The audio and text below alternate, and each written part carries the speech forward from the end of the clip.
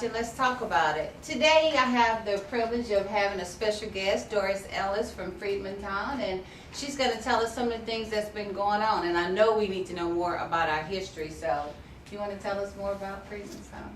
Well, I am the president of the Freedmen's Town Preservation Coalition, and our objective right now is to save the brick streets of Freedmen's Town. Those bricks were placed by descendants and some of the freedmen's right after slavery ended. And so for 6 years, the residents of Freedmen's Town petitioned the city to allow them to place brick streets in their neighborhoods. And after 6 years, the city said yes, but a condition of that yes was to hire white contractors. But because the residents wanted the streets, they decided to go on and adhere to the contractor restriction, and they paid $125 per home to have the brick streets laid in front of their domains. And so what happened was they decided that they would use the bricks and get them placed there, and those are the bricks now that we're talking about trying to save. And the importance of those bricks are historical because they are, we're told by archaeologists that those bricks have durable Lincoln messages from Africa. So we have a responsibility and an obligation to save them for the next generation. Why exactly is the city trying to get rid of the bricks? I mean, what's the purpose of that? Are they trying to make it more urbanized? I'm sorry, or I mean, what's going on with that? Well, I am thinking that their position on the bricks does not have preservation in mind, whereas the Freedmen's Town Preservation Coalition is saying we want the bricks to be preserved.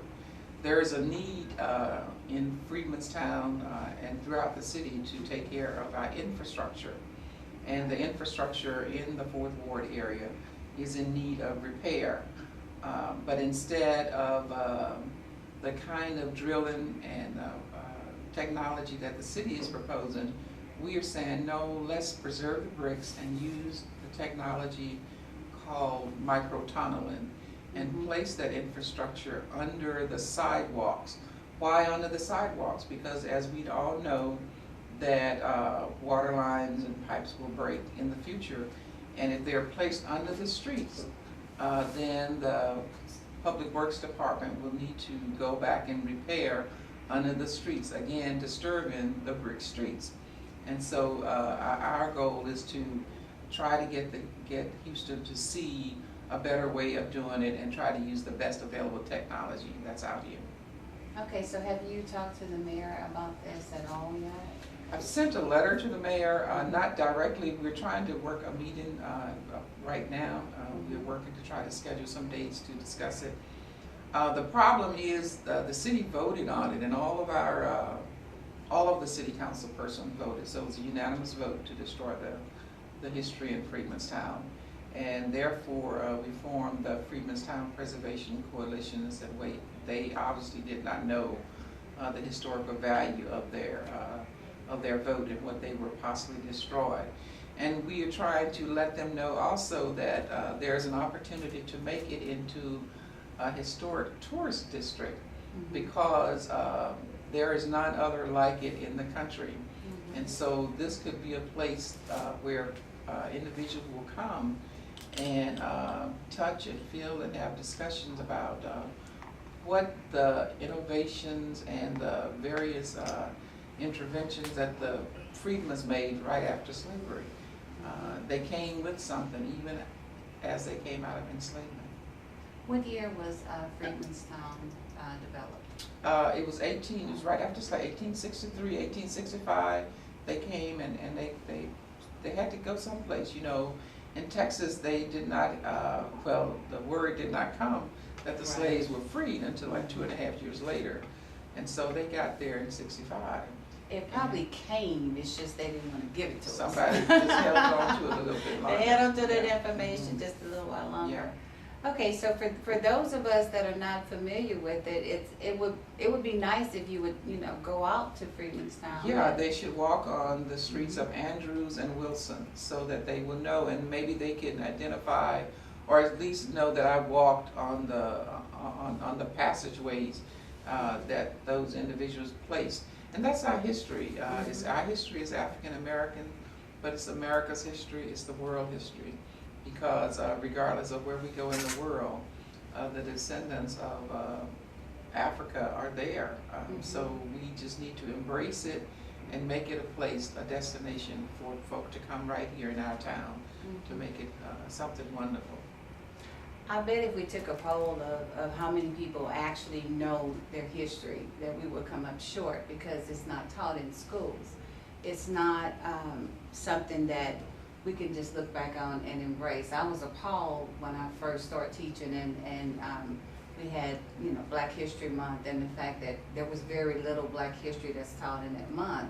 And now it's just like another, month. You can't, we used to, have the programs, we used to, reach back and talk about the inventors and everything so that we can have some pride, because there's a lot of really intelligent Black people that, made all sorts of things, and we just don't know about it because other people get credit.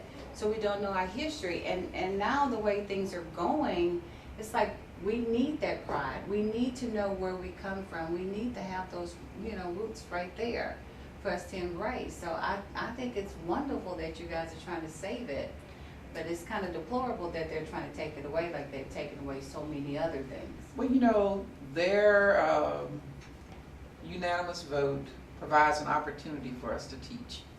And what the Freedmanstown Preservation Coalition has been doing, we have been conducting teachings throughout the city. So any group, any organization that would like to invite us to come before your group, we will come and we will talk to you about what the issues are and how you could become involved, because the issues are important to the stability of our city, of our lives. But we cannot teach what we don't know.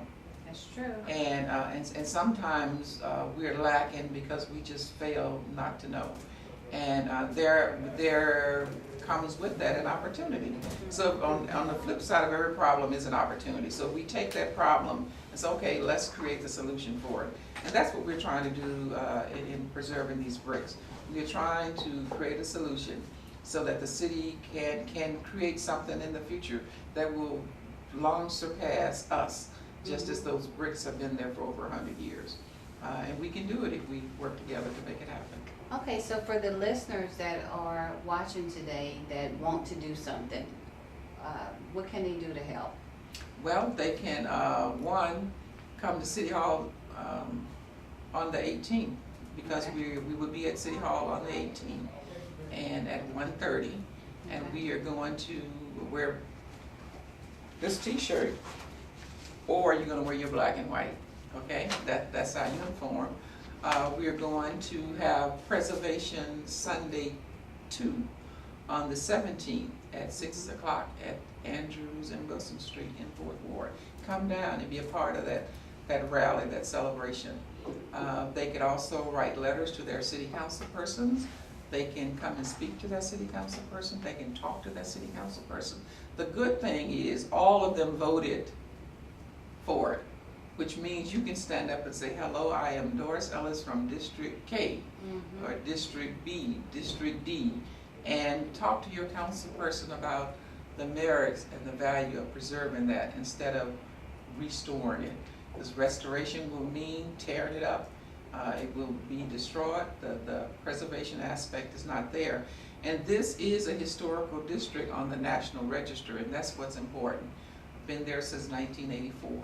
That's the part that's confusing, because usually, once you're labeled as a historic monument or the Preservation Society comes in, then they know that's more like sacred. You don't touch it, you don't destroy it. It should be preserved. Yes, it should be. There's a section 106 under the National Historical Preservation Act that talks about citizen participation and how the city residents are supposed to be involved in anything that would change in those areas. That did not happen in this case, But further to your point, Section 110 of that same National Historic Preservation Act, Section 110 says that the city is the steward. And so we have not been good stewards of our preserved area. And sometimes that happens because of our lack of knowledge. One may say that we're ignorant of what the law says and what our responsibilities are as it relates to the law. But now we have an opportunity again to teach, and to not just teach the city council people, the mayor, all of us need to know, because the more the constituents, the citizens know about what the rules and regs are as it relates to historic preservation or any matter, the outcomes would be better. And we believe that we would get a better outcome because of the formation of the Freedmenstown Preservation Coalition as it relates to the brick streets of Houston. Okay, you guys heard that. We really need to rally behind Mrs. Ellis and do what we need to do. Yes, please. So is there anything else that you want to tell them before we take a break? Well, excuse me. we have Facebook, we have Twitter. Just do Freedmenstown Preservation Coalition, you'll find us. We have, we're doing it. We're trying to do social media, and we're working hard with the print, and we're working hard with television, trying to get the word out to help educate the community. And we realize it's our job to do it. Right. Maybe, you know, we'll have to say maybe the city would not have voted if they knew that we knew what the rules and regs are as they relate to the 106 review. And so we're taking this opportunity to teach them and to teach the community as well. And we will have teach-ins. So again, we ask the citizens to let us know when you can invite us out to a teach-in, and we will come. We will come to the teach-in and talk to your members about what opportunities you have for us and we have for you as it relates to our history. It's our job to preserve our history. It's not anyone else. It's our job to make sure it's done. No one is going to do it for us, and we must be cognizant of that. And also on the 17th, when we have the rally around the Bricks Preservation Sunday, that is also Marcus Garvey's birthday. I know he would be proud that we would be doing something of this magnitude that relates to African American history and freedom. Okay, well, we're going to take a quick break, and we'll be right back so we can discuss what's in this binder. So we'll be right back. Discuss what's in this binder.